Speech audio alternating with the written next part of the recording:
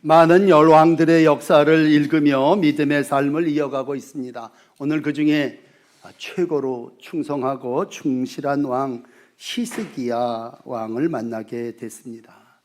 오늘 열왕기야 18장에 또 19장에서 만나는 히스기야, 참 어려운 가운데도 하나님의 뜻대로 개혁을 이루어간 왕이었습니다. 오늘 5절 말씀부터 시작하죠. 히스기야가 유다에 여러 왕들이 있었는데 그 왕 중에 가장 하나님을 잘 의지했다, 그렇게 기록하고 있습니다. 5절 한번 비춰주시죠. 히스기야가 이스라엘 하나님 여호와를 의지하였는데 전후에 유다 여러 왕 중에 그러한 자 없었다, 그렇게 소개하고 있습니다. 역대하 32장에서는 이 모든 충성된 일을 잘 이루어 나간 선왕으로 기록되어지고 있습니다. 그의 행위 여호와 하나님 보시기에 정말 다윗과 같은 믿음의 왕이었습니다. 정직했다는 얘기죠. 3절에 4절에 보시면 모든 우상들을 다 제거합니다. 그리고 산당을 다 없애버리는 결단 있는 왕이었습니다. 또 이어지는 말씀에 보면 모세에게 명령하신 계명을 쫓아서 정말 말씀 개혁을 이루었던 그러한 왕입니다. 더욱 중요한 것은 6절에 그가 여호와께 연합하여 그에게서 어떤 일이 있어도 떠나지 아니했다, 그렇게 그의 신앙 이력을 기록하고 있습니다. 여러분, 그러므로 역대기를 읽으면 많은 왕들을 만납니다만 히스기야 왕은 정말 다윗과 버금가는 그러한 삶을 신앙으로 살아냈습니다. 자, 그렇다면 이제 실제적인 삶의 상황 속에서 이렇게 하나님 잘 믿은 왕이니 평안했겠느냐라고 했을 때 그렇지 않습니다. 실제적인 정치적인 상황은요, 아수르라고 하는 최강대국이 이제 침략을 하게 됩니다. 말씀으로 살아도 하나님의 뜻을 이루어도 옆에 주변에 하나님을 모르는 사람들이 오늘 침략하게 돼요. 큰 전쟁을 두 차례 치르게 됩니다. 오늘 13절, 18장 13절 보시면 1차 침공이 이루어지게 됩니다. 13절 보여주시죠. 히스기야가 14년에 아수르 왕 사네립이 올라와서 유다의 모든 견고한 성읍들을 다 쳐서 점령합니다. 여러분, 믿음이 좋아도 적의 공격에 막아낼 수가 없습니다. 히스기야가 할 수 있는 일은 무엇이었냐면요, 은 300달란트, 금 30달란트, 어마어마한 양입니다. 이 금이 없으니까요, 성전 문지방에 있는 금을 긁어가지고 베껴서 갖다 바쳤습니다. 그러면 쳐들어온 적이 다 물러가고 조공을 받았으니 이제 잠잠해져야 되지 않습니까?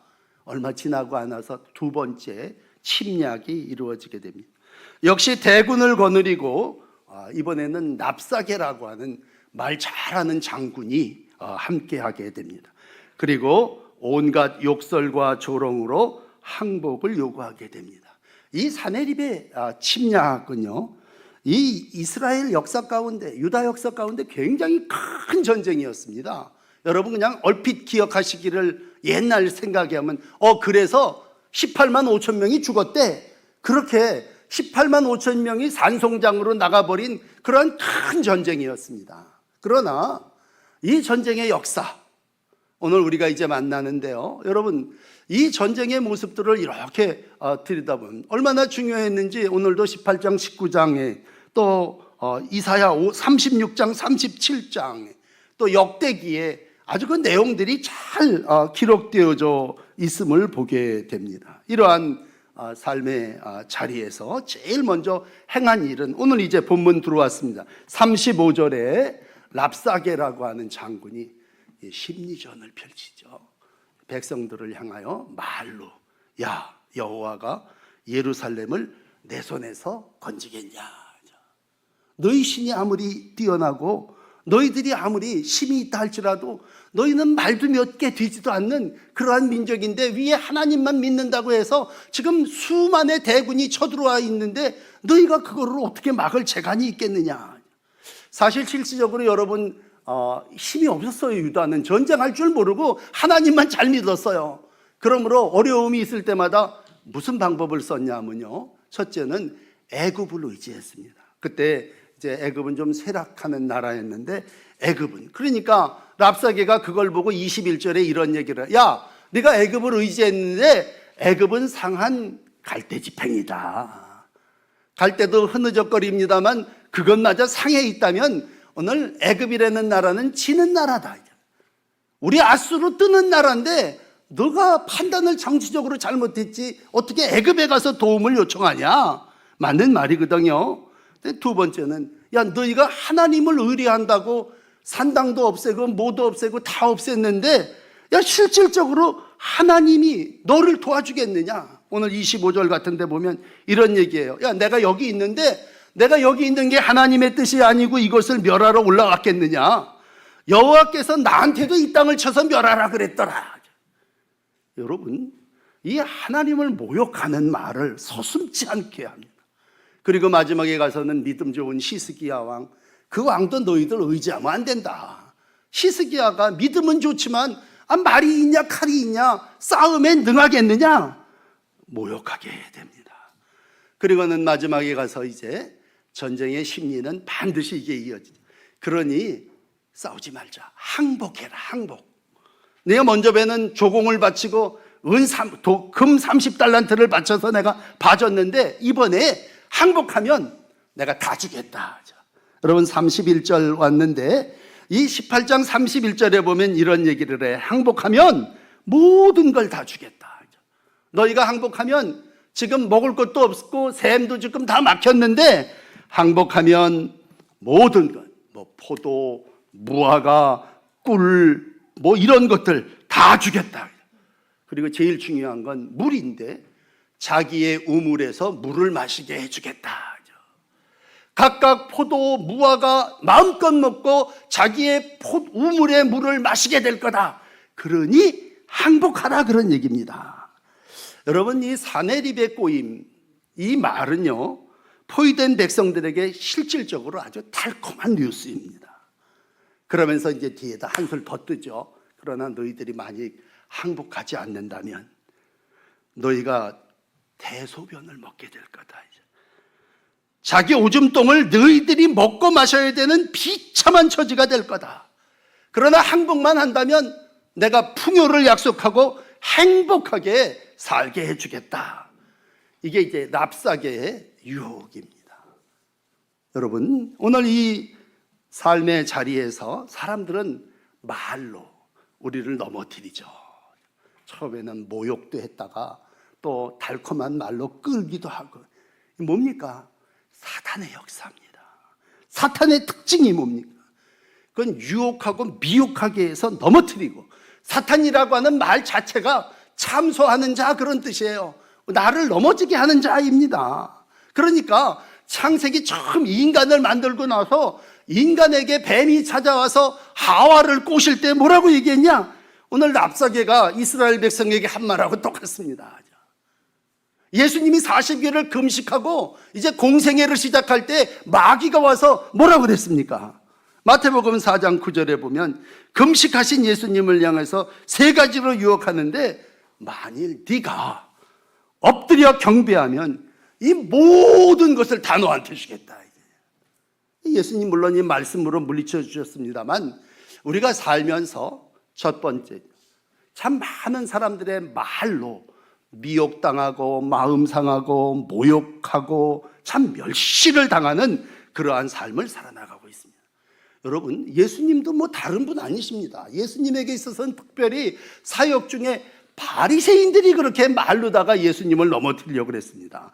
예수를 배척하고 성령을 거스리는 그러한 바리새인들을 향해서 예수님은 마태복음 12장 31절에 이런 말씀을 해요. 내가 너희에게 이르노니 사람에 대한 모든 죄와 모독은 사하심을 얻고 성령을 모독하는 것은 사하심을 얻지 못하겠고, 또 누구든지 말로 성령을 거역하면 사함을 얻되, 누구든지 말로 성령을 거역하면 이 세상과 오는 세상에도 사하심을 얻지 못한다. 이게 말이 우리를 미혹해 하고 넘어뜨리게 한다고 하는 얘기를 하신 거예요.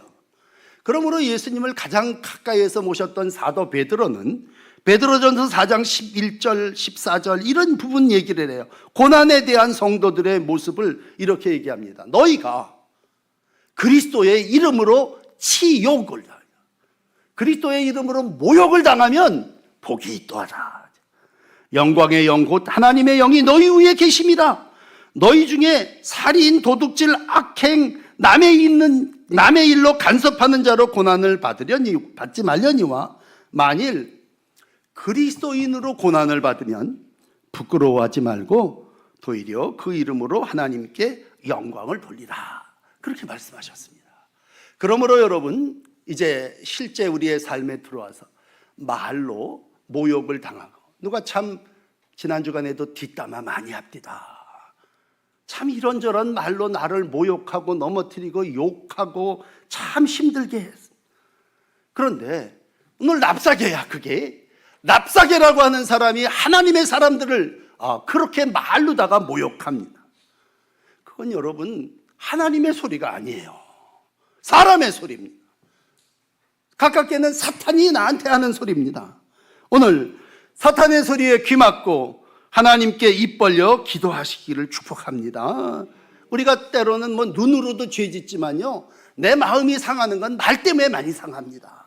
그러므로 심리전은 말로다가 하는 거예요. 스피커를 틀어놓고 그냥 납사개가 백성들을 칼로 죽이기 전에 말로 죽여버리는 겁니다. 물론 심센 삼손 같은 사람은 눈으로 넘어졌어요. 안목의 정력으로 드릴라에게 넘어가서 눈알이 뽑혔습니다. 그럼 눈으로도 범죄할 수 있지만요, 참 귀로 듣는 것으로 내 마음이 상할 때가 참 많이 있습니다. 그럴 때마다 공통점은 뭔지 아십니까? 여러분, 오늘 이제 두 번째 말씀 나누겠는데, 이러한 납사개의 정치적인 모욕에 대해서 참 이스라엘 백성들, 유다 백성들 대단해요. 36절입니다. 백성들은요 잠잠하고 한마디도 대답하지 아니했습니다. 놀랍죠? 그런 모욕을 당했는데, 그런 욕을 당했는데, 그런 무시를 당했는데 한마디도 대답하지 않았습니다. 왜 그랬는지 아십니까? 왕이 명하기를 대답하지 말라고 그랬습니다. 그러니까 백성들은 랍사개라고 하는 장군의 그 꼬임, 현혹, 말, 그거에 항복하지 않았습니다. 항복하지 않는 첫째 비결이 뭔지 아십니까? 무시하는 겁니다. 대답하지 않는 거예요. 입을 굳게 다물고 침묵했습니다. 이는 백성들에게 이미 랍사개가 어떤 말을 하든지 일체 대답하지 말라 명했기 때문입니다. 그렇다면 백성들은 지금 누구 말을 들었습니까? 랍사개 말을 들었습니까? 히스기야 왕 말을 들었습니까? 그들은 히스기야 왕의 말을 들은 사람입니다. 그 얘기는, 그 처방은 다른 게 아니에요. 침묵하라는 겁니다.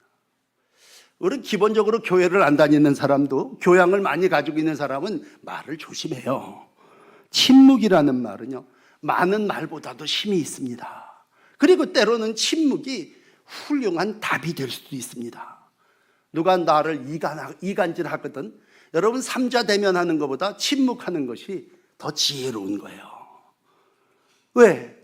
내 마음이 흔들리지 않고 있다고 하는 거죠.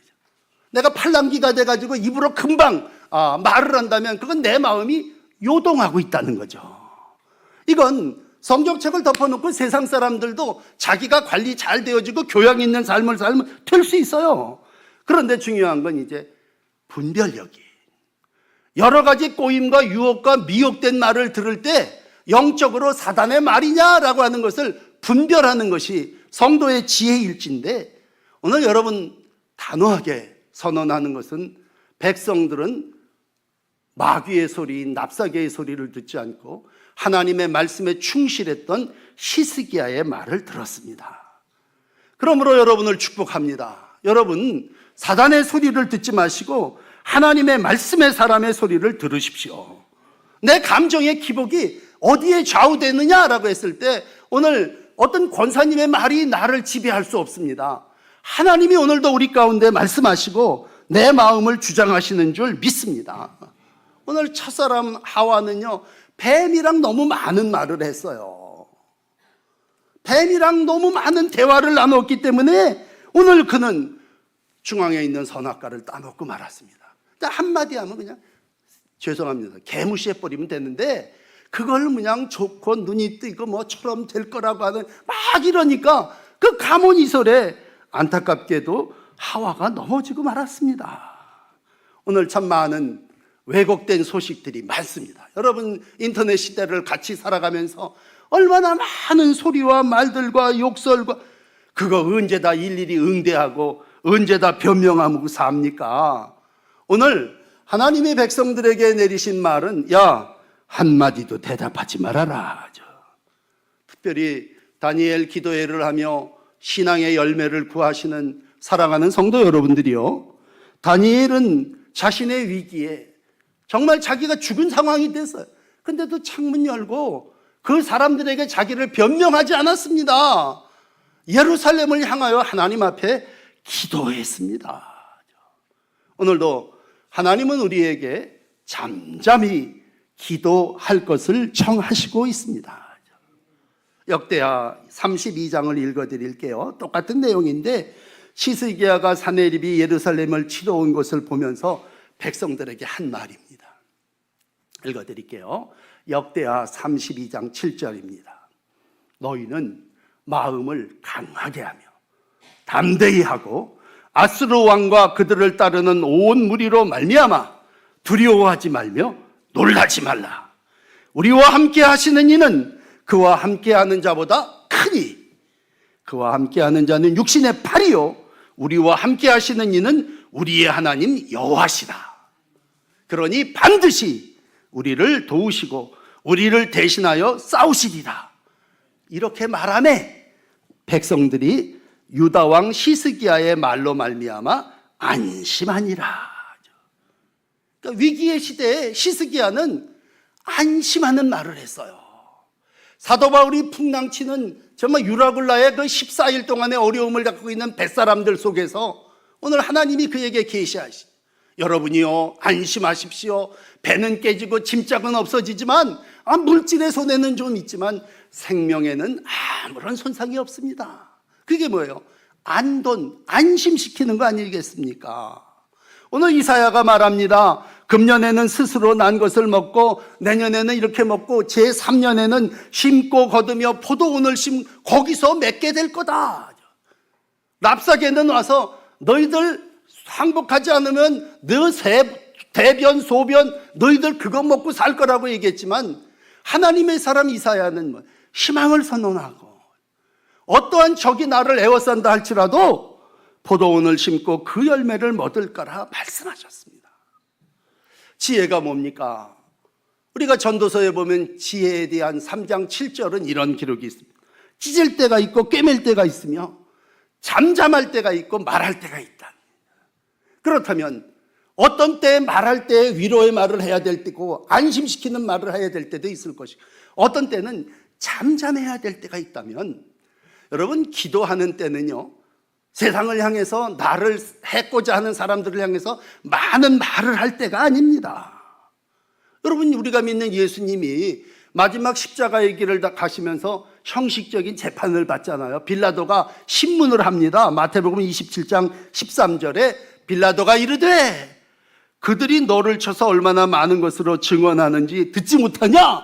그랬더니 예수님 뭐라고 그랬습니까? 여러분 예수님 뭐라고 그랬어요? 예수님 한마디도 대답하지 않으셨습니다. 그러니까 총독이 깜짝 놀란 거예요. 이딴 사람을 보질 못한 거예요. 어떻게 해서든지 살기 위해서 되는 말 안 되는 말 다 갖다 붙여서 살기 위해서 변명하고 궁색한 얘기를 할 텐데 예수님은 한마디도 대답하지 않으셨습니다. 그게 뭡니까? 때로는 우리의 삶 속에서 필요한 지혜라면 그건 침묵입니다.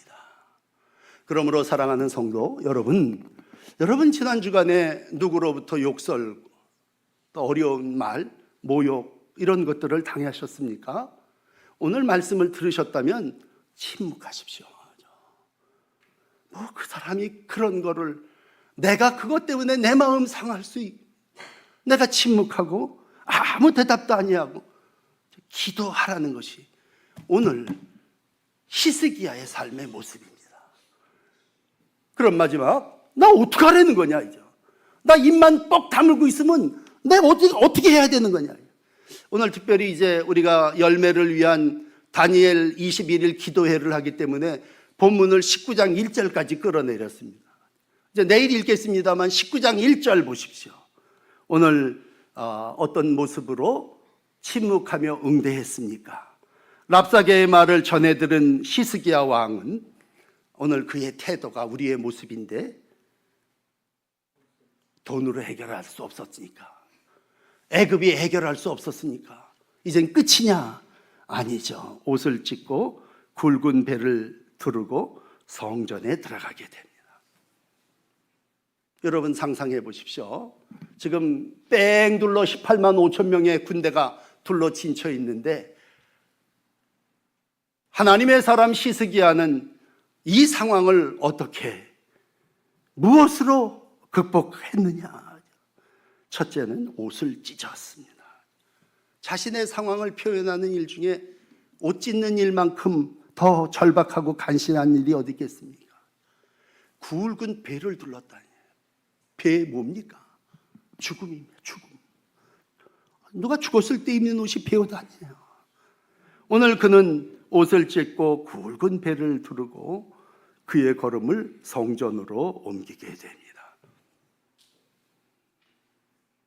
이 모습, 저와 여러분들의 모습이기를 원합니다. 오늘 우리가 어려운 일을 당할 때, 사방으로 우겨쌈을 당할 때 난 뭐 할 수 있을까? 내가 하나님 앞에 옷을 찢고 굵은 배를 두르고 성전에 들어가는 수밖에 없습니다.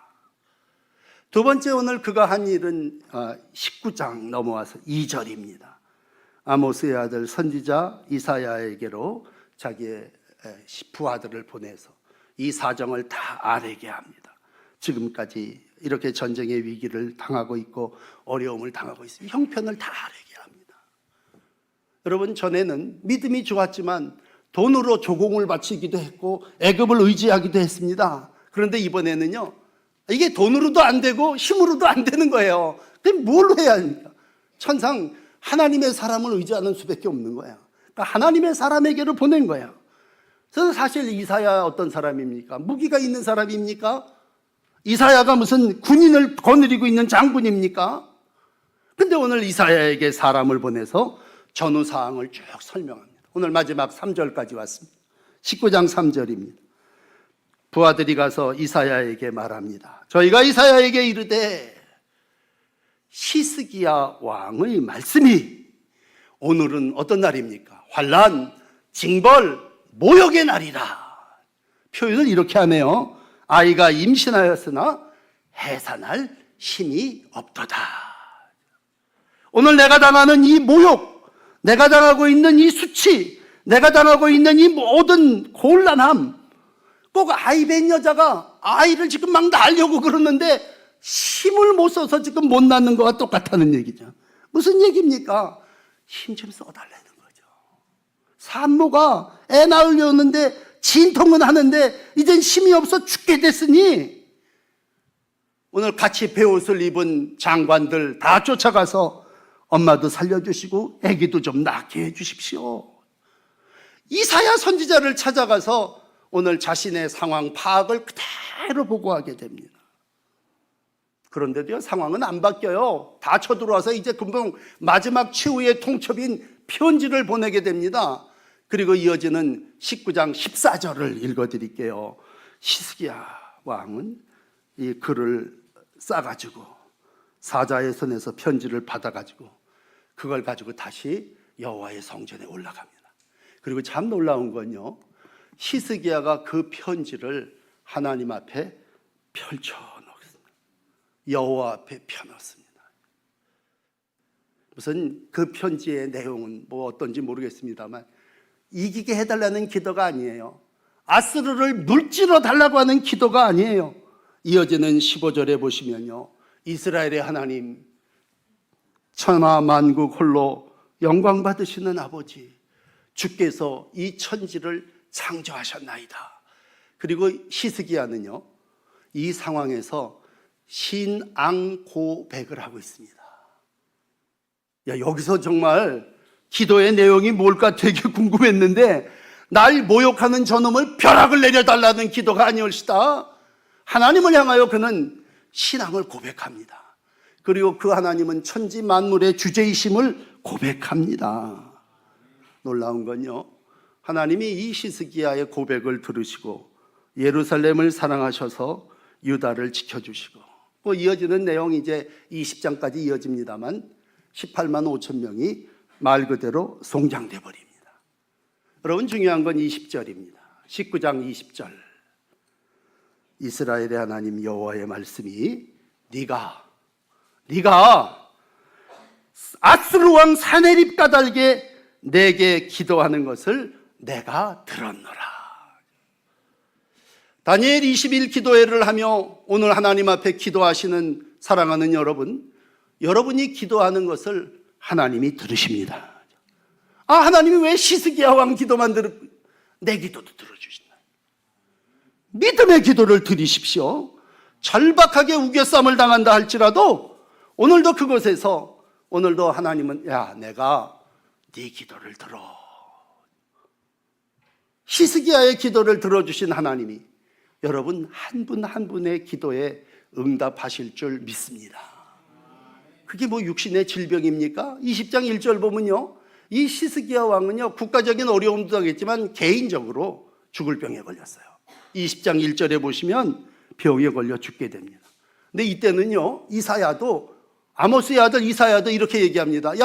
너 하나님이 내게도 말씀하셨는데 네가 죽고 살지 못할 거야. 이거 참 모든 게 내려놔야 되는 상황입니다. 그런데 참 놀라운 건요, 개인적인 상황에서도 기도의 기간이니까 이 말씀도 읽어드릴게요. 2절에 보시면 히스기야가 그 낫을 벽에다 댑니다. 그리고 여호와께 기도합니다. 여호와여, 내가 진실과 전심으로 주 앞에 행하여 주옵게 보시기에 선하게 행한 것을 기억하옵소서. 그리고 통곡합니다. 놀라운 건 이사야가 죽을 거라고 그랬는데도 그 생명 15년 연장받았지 않습니까?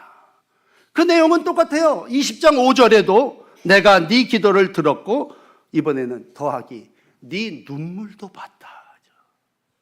그러니까 하나님의 성전 앞에서 펼쳐놓던 벽을 향하여 부르짖던 하나님은 다 보셨다는 거죠. 이번에는 네 통곡, 네 눈물도 봤다. 내가 너를 낫게 하리니 3일 만에 일어나서 성전에 올라가게 될 거다. 그리고 아스로 너희를 괴롭히는 그들의 능력, 그들의 그 악담, 그 조롱하는 말 두려워하지 말아라. 여러분, 이제 정리합시다. 우리는 누구 말을 듣고 사는 사람입니까? 여러분 누구 말 듣고 사십니까? 누가 교회 왔더니 어떤 사람이 나한테 막 이런 말을 써. 그럼 그 사람 말 듣고 삽니까? 오늘 여러분 하나님 말씀 듣고 사는 사람입니다. 사람의 말에 영향받지 않고 오늘 침묵하고 기도하는 히스기야가 이번 주간에 여러분이 되시기를 축복합니다. 이사야서 31장 4절입니다. 똑같은 얘기를 하셔요. 여호와께서 이같이 이르시되 큰 사자가 또 젊은 사자가 자기의 먹이를 움키고 으르렁거릴 때마다 그것을 치려고 여러 목자들을 불러왔다 할지라도 그것이 그들의 소리로 말미암아 놀라지 아니할 것이요 그들의 떠듬은 굴복하지 아니하리라. 남한군의 여호와가 강림하여 시온산과 그 언덕에서 싸울 것이다. 여러분 기도하시면 우리 하나님이 시온산 그 언덕에서 나를 위하여 싸워 주십니다. 2024년 11월 첫째 주일 여러분 신앙의 언덕 위에 서 있습니다. 오늘 시온산에 우리 하나님이 나를 위해서 싸워 주시고 나의 모든 문제를 위해서 대신 해결해 주십니다. 여러분 땅 바라보고 사람 소리, 사내립의 소리, 랍사계의 소리 거기에 좌지우지되지 마시고 오늘도 주님께 시선을 고정하시고 믿음의 주여 온전케 하시는 우리 주님 바라보시고 기도하십시오. 사내립의 군대가 넘어집니다. 랍사계의 조롱이 나의 잠잠함으로 인하여 다 사라집니다. 마지막까지 죽음이 나를 애워싼다 할지라도 오늘 우리 예수님 마지막 죽음의 시간이 마태복음 26장이었다면 십자가 지기 전에 겟세마네 동산에서 기도했죠. 얼굴을 땅에 대시고 엎드려 기도하셨습니다. 내 아버지, 할만하시거든 이 잔을 내게서 지나가게 하옵소서. 그러나 나의 원대로 마옵시고 아버지의 원대로 하옵소서. 주님은 이렇게 기도하셔서 죽음을 부활하심으로 승리하셨습니다. 한 주간 다니엘 기도회를 통해서 또 시스기야의 기도를 들으시면서 여러분, 누가 나에게 뭐라고 얘기했든지 이제는 성숙이라는 게 뭐예요? 사람의 말에 좌지우지되지 않고 내가 믿음의 길을 간다는 신앙의 성숙한 열매가 여러분 가운데 있어지시기를 축복합니다.